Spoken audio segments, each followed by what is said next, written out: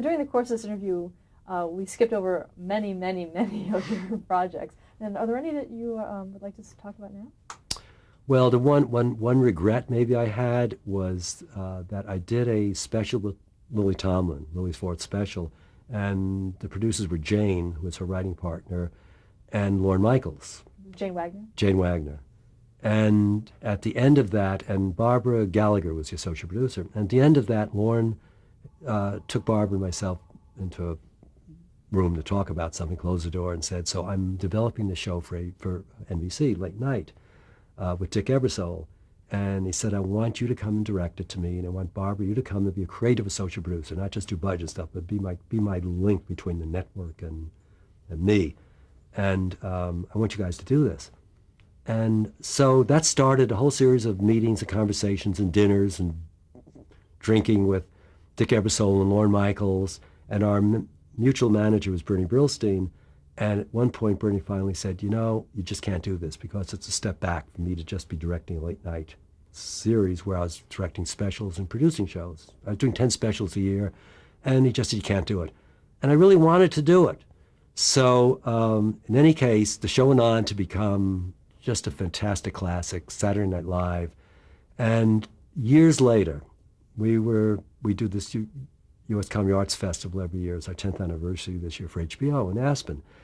And we do reunions. And that year we did only the second reunion ever of Saturday Night Live. And all the headliners were there. And the biggest group ever assembled from Saturday Night Live were there. And in those days, they called me Johnny. Lorne would call me Johnny. Dick Ebersole called me Johnny Moffitt. So I'm up there producing this. And Lorne looks at me and says, so you know, Johnny, if you'd stuck with us, you'd be on stage with us here tonight. And I said, yes, Lorne, but I am producing it. And think of it this way. Your arch enemy at the time was Fridays, and Fridays is producing Saturday Night Live. And he laughed.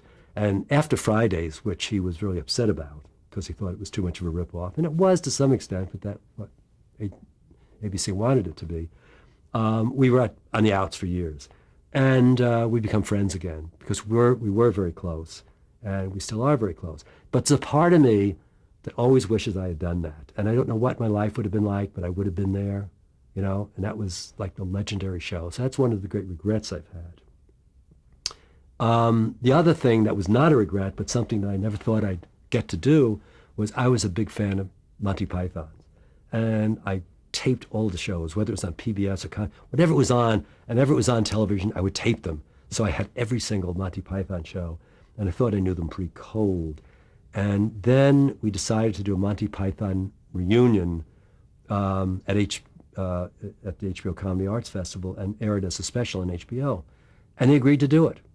And so we had the Pythons in Aspen, and it was the first time they'd all been on stage since 1980, and all living Pythons were there. And so I got to meet with them and talk to them and got to know them.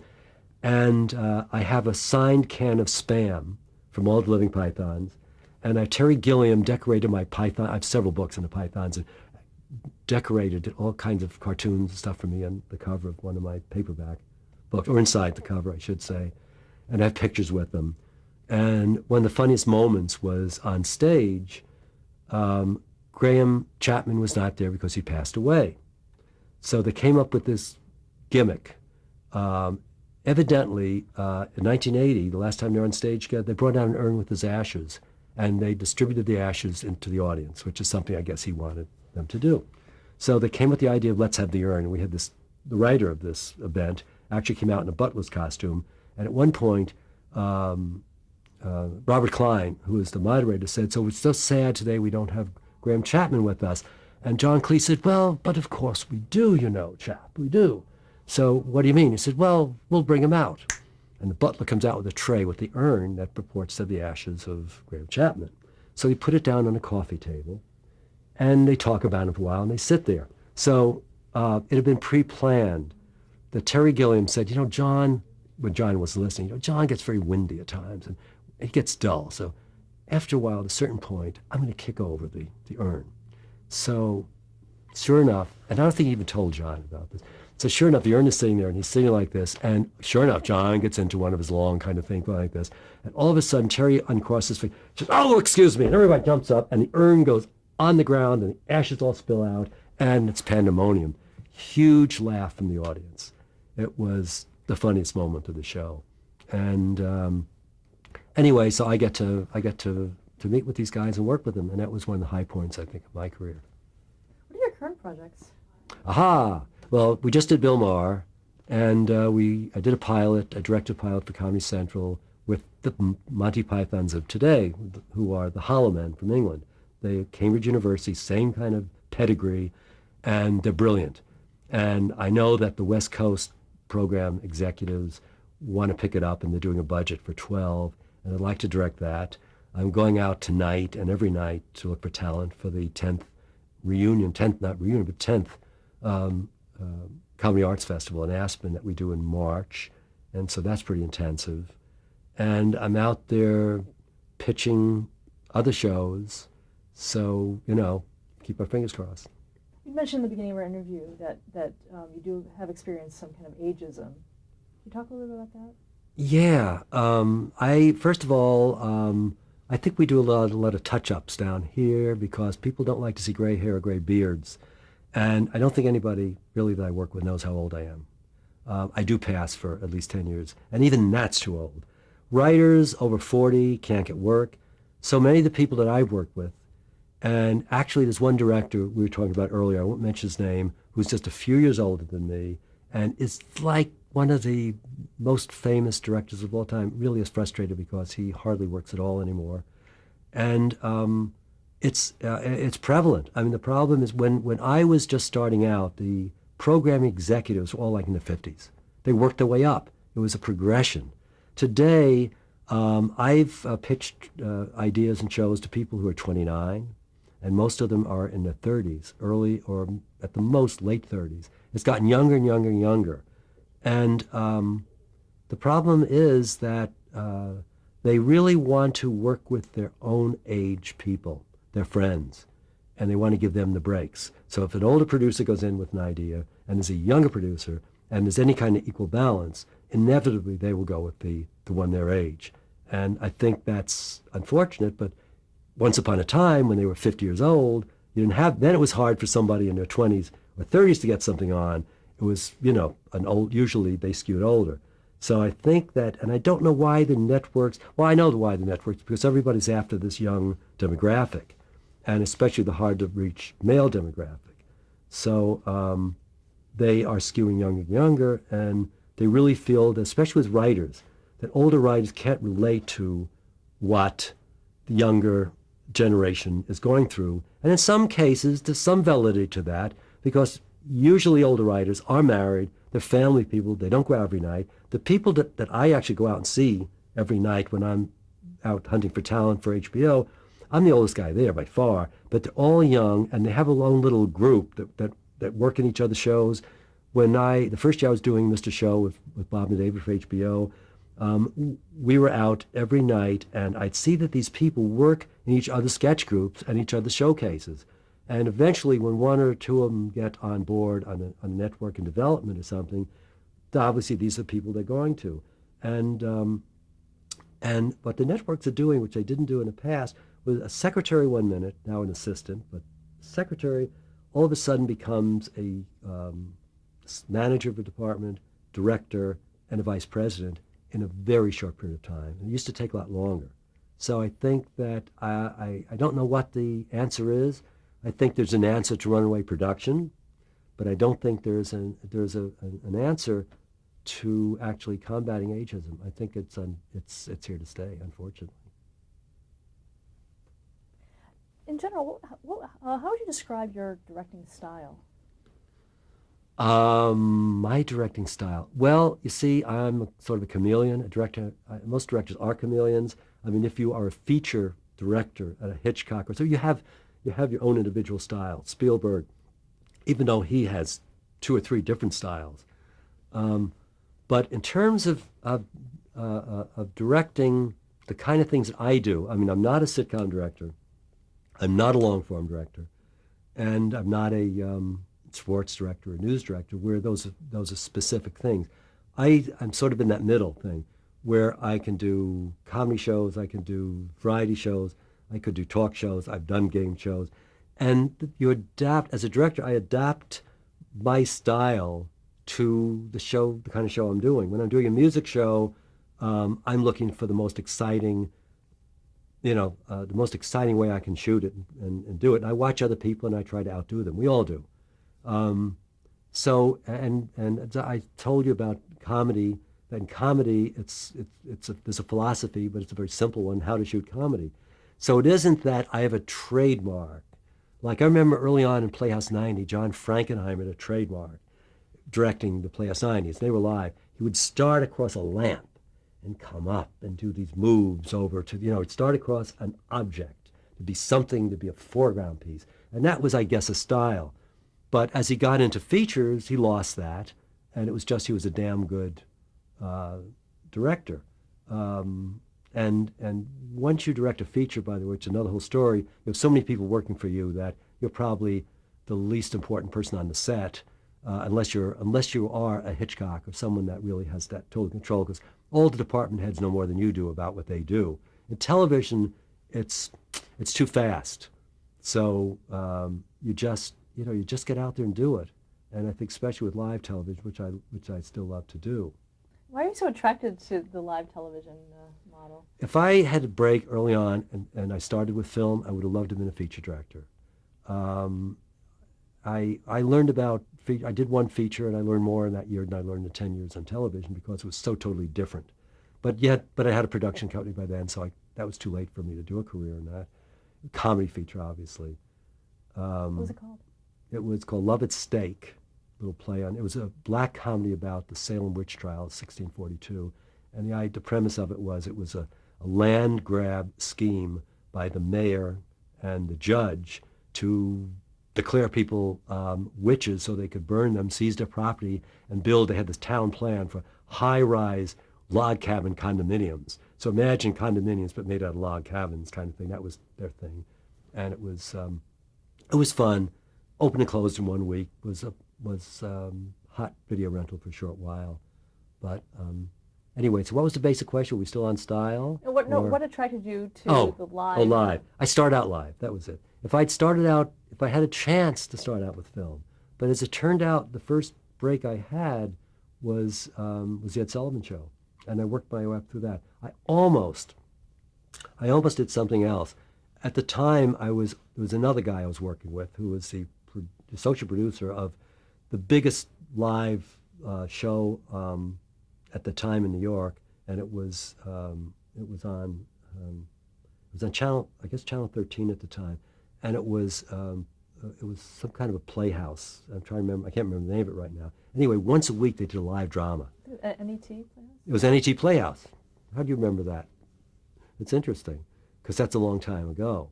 Anyway, he was the associate producer, and he couldn't do it every week, and he wanted to get in his budget to break in somebody to be his alternate weeks, so he could spend more time and get a little time off.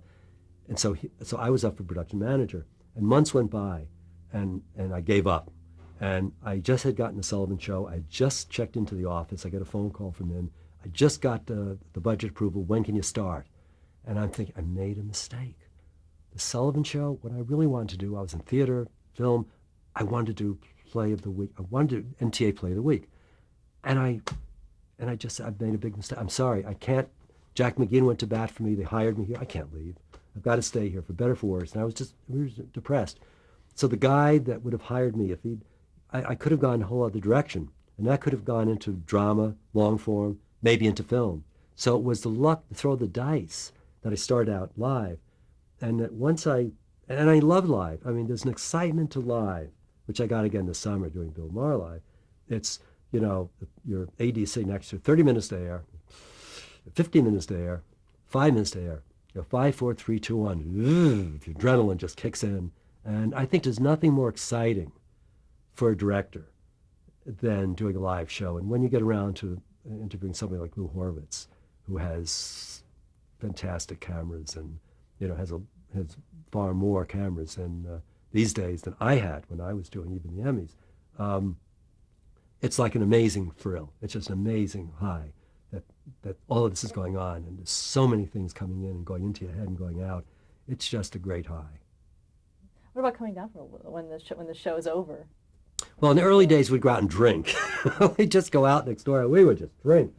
Can't do that. We can't do it anymore. But I think early on, it was that letdown. I mean, you had to go out. And after Fridays, which was the last live series I did, we'd have a party every Friday night after the show. And sometimes it'd go on until dawn. And everybody would come. And it was, there is that thing where afterwards you have to do something. You can't go to sleep. Lord knows you can't go to sleep. So you party. And it takes a long time to come back down again. And then the next day you're exhausted, by the way. I think you ask any live director that the next day everything collapses and you're just like a dish rag, just wet dish rag. What advice would you give to an aspiring director? Oh, it's harder today than ever before to break in. There's just so much more competition. There's so many people. And I think it's just harder. More and more competition. Everybody wants to direct. And there's classes and, universities have classes in directing and there's all kinds of schools you can go to. And it's just harder and harder and harder. To me, the first thing you should do is try to write. If I could have been a writer, I mean, I think that's the most creative of all things that you can do in television and film, to write. So if you can be a writer, you can, and you're good, you can direct. And a lot of editors went into directing, and now it's more and more writers are directing and producing and becoming showrunners. The writer is the showrunner in television today. So first of all, the best advice would be really to be a performer, and especially in comedy. If you're on stage as a comedy performer, you're going to learn a lot more about how to direct comedy than if you haven't. And early on, I did do in high school comedy sketches, and I did a little stuff off Broadway, enough that I got a feeling for it. But I think the best directors comedy directors are those that have been on stage. And I think probably in terms of actors too, a lot of actors become very good directors because they know how to work with actors. A lot of directors don't. So a lot of feature directors don't know how to talk to an actor. They don't, and they do very little of that. They set up their shots, they edit, they put it all together, but they don't know how to talk to actors. And I did take acting classes. I think that for a director, acting classes. Get on stage if you can. If you can write, because then you can learn how to edit a script and edit a film or edit a comedy. Those are the three most important talents. If you have a sense of composition, if you're an artist, if you can draw, Alfred Hitchcock originally would draw, and he would storyboard all of his shows, and he felt his job was done. He just sat there and fell asleep a lot of times directing, especially when he was older and had wine a lot for lunch, and they have to wake him up to say cut. But he would storyboard everything. I think that these are the things that you should. Composition is also very important, at least for the kind of directing I did, which is live, variety, music. Composition is very important. Not in comedy so much, but definitely not in comedy so much. It's capturing the comedy, but in music and variety, if you work with a camera, still camera, make your own home movies, I think composition is another critical element. So there's a lot of things that go into it. How you get that first break, it's different every time. I mean, what you use is every resource at your command. It's anybody you know, any way you can get a foot in the door, any way you can intern for somebody for free, do it.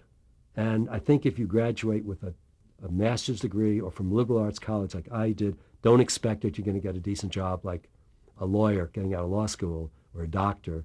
Even there, it's a hard work intern, but it's even worse if you're getting your first gopher job in something. You got to really eat dirt, and it doesn't matter if you have an Ivy League education or a master's degree. You're going to end up getting coffee unless you're a writer. And if you're a writer, I mean, if you can write, I'm telling you, that is the greatest gift of all and the best way to get into anything, because then you got something there, and then you got to get somebody to read it. And I think writing is very essential. Most directors rewrite stuff, so it's important. Did you have a mentor in the business? Well, the mentor in the sense that got me my first job and worked with me, so it was Jack McGeehan on the Sullivan Show, Bob Precht, who promoted me from within, and I was basically on my own. I mean, I had very little support early on, and I had no connections in the business other than Jim Burke got me a job in the mailroom. But from then I was sort of on my own. I had nobody making the calls for me or getting me into meetings. So it was Jack by doing a good job for him in operations and helping him, and he just had a feeling that I would be good. And then Bob, who saw that I did a good job and kept promoting me and trusted me. And Timmy, if Timmy hadn't said, Tim Kiley hadn't said, yeah, I'll take John, he can do it, I never would have gotten that shot then. So he was a mentor in the sense he taught me more than anybody else about directing. Yeah. Have you mentored anyone in your business? I've tried to help people.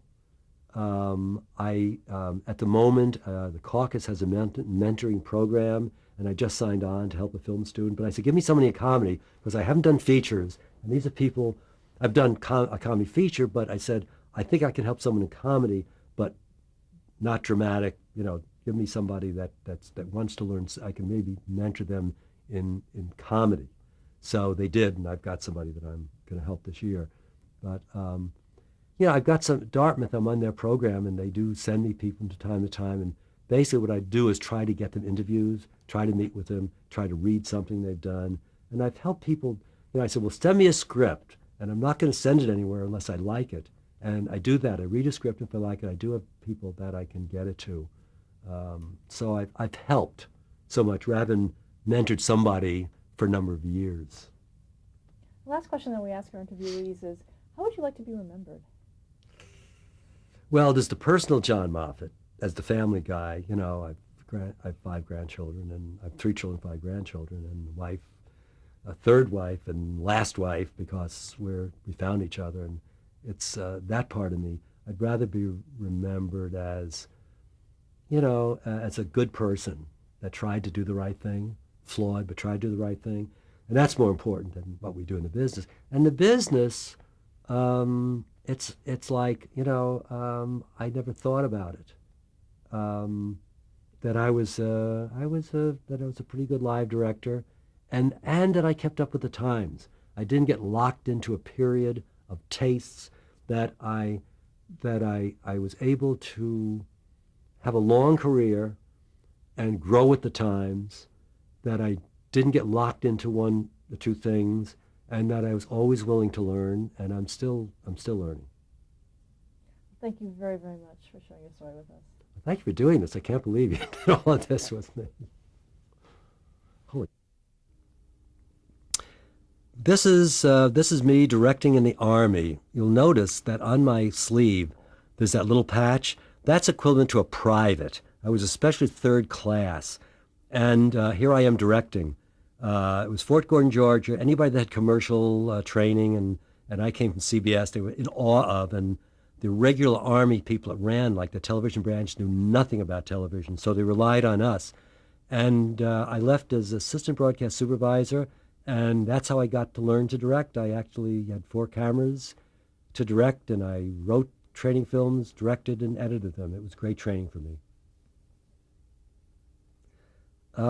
This is look at me. This is the totally different look from, this is what I looked like in those days. This was probably when I was either PA or early AD on the Ed Sullivan Show. Louis Armstrong, I idolized. I went into East Berlin and back with him and his wife Lucille. I was just a big fan of his, so I was thrilled to have this picture with him. I'm just one of those people that saves everything, and I saved every rundown and every script that I've ever done, unless I lost it somewhere along the way. And I've got some photos of the Ed Sullivan Show, and I didn't have enough of them that nobody else has. And here's Ed, and Ed was talking, I think he was talking to the audience, and Burl puts a cigar in his mouth, and everybody's laughing, and Ed's laughing because he doesn't know what they're laughing at until he turns around later. But in any case, I thought Burl was quite a character. This is here because it's one of the very few pictures I have with Ed and the only one I could find at the moment. This was in Berlin. We were there when the wall first went up, and it was cold, and Ed's wearing his raincoat. This is one of two pictures that I have here, taken the same time in the control room. This is Studio 50, which is now where Letterman is, but they've completely redone the control room. This is me sitting there as the associate director, and sitting next to me is the arms of the director, Tim Kiley. This is the Ed Sullivan Show control room. This could have been anywhere from 1961 to 1967. It was the same team. The far right is Bob Precht, and this is the way he would sit there, Ed Sullivan's son-in-law and the producer. Standing over with his arm on the wall is Bill Bonert, the art director for 7 or 8 years. Below him is Charlie Grenier, the technical director. His mother was an opera singer. He had an impeccable taste, sense of timing, and always when Timmy or when I directed, would call a cut, he'd always be precisely right on the beat. Tim Kiley, the director, sitting there, one of the funniest men I ever knew. Me sitting there, same position as that other photo. In the back, on the right is the unit manager, Ed Reardon, and on the left is somebody who's faded into the past of my memory, who was the technical supervisor.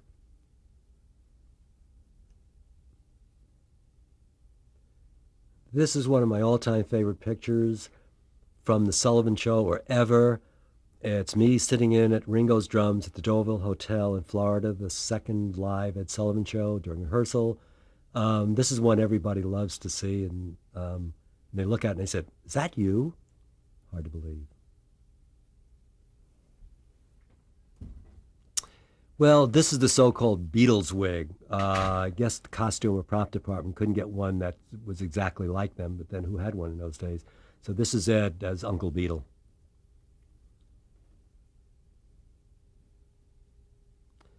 This was an Ed Sullivan Show anniversary, and this is basically the whole staff. I want you to notice that everybody's wearing jackets and ties, and the girls, young women were called girls then, were all wearing dresses. Nobody could wear slacks, pants. On the Ed obviously center. The far right, sitting down is Jack McGeehan, the associate producer, Bob Precht, producer. Over him and Ed Reardon at the top. Mike Harris next to him, who was the show publicist. Bob Arthur, who worked with Ray, and Bob Arthur later did the theme for the American Music Awards and wrote that for almost every year.